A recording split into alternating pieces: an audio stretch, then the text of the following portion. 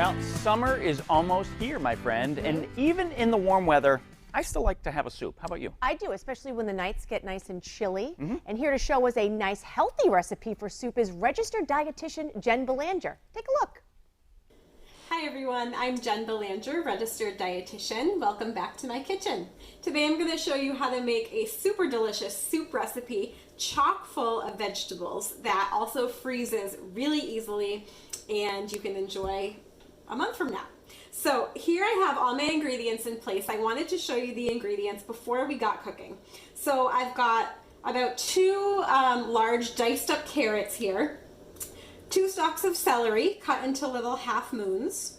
I've got a whole onion diced, and I have over here some celery leaves. Now, many people will just discard the leaves and say, oh, I don't really need them. But I add them to my soups. I think they add some extra flavor, some extra texture, and just some extra interest to the soup that I'm really looking for. I've got 2 cloves of garlic minced here. Over here, I have 1 regular potato and 1 sweet potato. Normally I use just regular potato, but I happen to have a sweet potato on hand, so I didn't want it to go to waste. I do usually leave the peel on the potato when I am adding them in soups or any dish really, but my sweet potato was already peeled from a different recipe, so there's no peel on that one.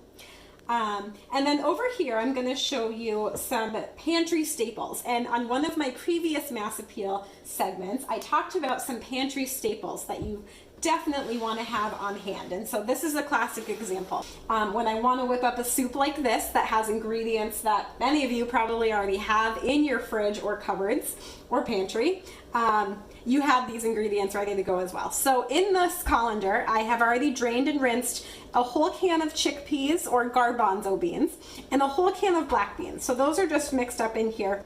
So I do that, and then I have a can of no added salt diced tomatoes here. So you can use whatever kind of diced tomatoes that you want, but I really like the no added salt variety so that I really know how much sodium I'm working with in my recipe, because we are going to add some salt later in the cooking process. Now I'm going to take you over to my stove and show you what to do next. So I'm over at my stove. I have a medium-sized saucepan here. I have 2 tablespoons of olive oil that I've heated up in the pan over about medium heat or so. I transferred my potato, my sweet potato, my onion, and my garlic into a bowl just to make it easier to get them in here. And I'm actually going to transfer all of this right in here into the warmed oil. And it's going to make that nice little sizzly sound.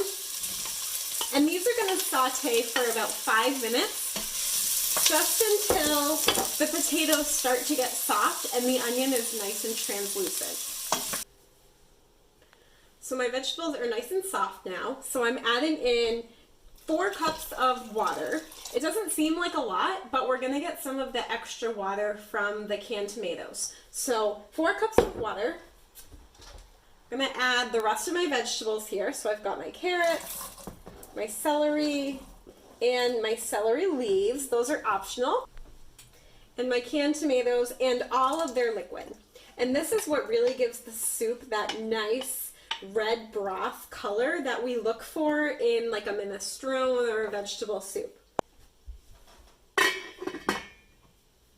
So this is going to come to a boil. I've also got some wild rice cooking on the side here. And this is just a little addition that I like. I like to add some rice, either brown or wild, to my soup because it gives it a lot of body and a lot of volume. When I take a bite of soup, I like for a lot to be going on in that bite.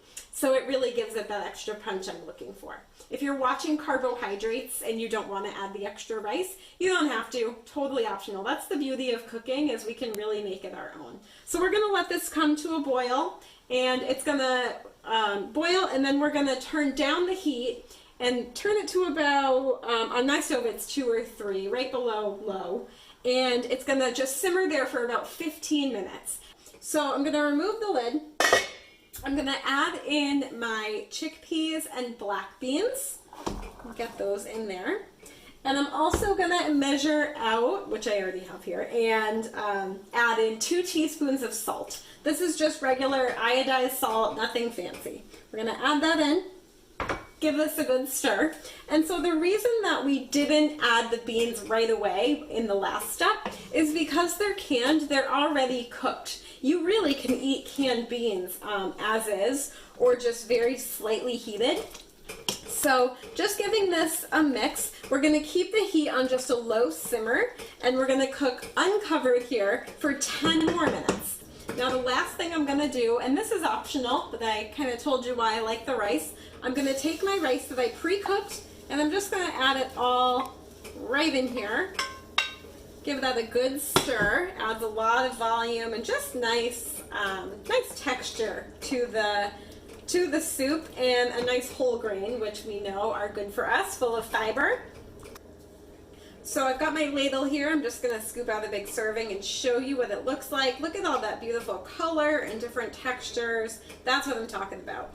So to freeze this, I recommend one of two ways. Either in a gallon freezer bag, and you want to make sure that it's not too deep. You want to make it spread out all in there and then place it kind of laying flat in your freezer, or in a glass container, and now they'll store nicely in the freezer. Remember that when you go to reheat this later, if you transfer glass right from the freezer to a hot surface, the glass is going to break. So make sure that you thaw it out in your fridge beforehand. I hope you enjoyed this recipe. I hope you try it out, and I'll see you back in my kitchen another time on Mass Appeal.